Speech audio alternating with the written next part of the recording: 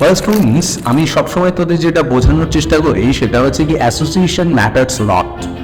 তো বেশ কিছুদিন আগে আমি একটা জিনিস অবজার্ভ করছিলাম যে মাছি আর মৌমাছির মধ্যে একটা বেসিক ডিফারেন্স আছে। সেটা হচ্ছে যে মাছি বা মৌমাছি কিন্তু যেখানেই ছেড়ে দিস না কেন দেখবি মাছি ঠিক খুঁজে খুঁজে গিয়ে নোংরা পচা দুর্গন্ধ জায়গায় গিয়ে বসে, আর মৌমাছি ক্ষেত্রে যেখানে ছেড়ে না কেন দেয় খুঁজে গিয়ে বসে সে অবভিয়াসলি ফুলের উপর বসে। মাছি কি করবে দেখো, ওই ময়লা থেকে নোংরা থেকে ব্যাকটেরিয়া ভাইরাস নিয়ে সমাজে ছড়াবে।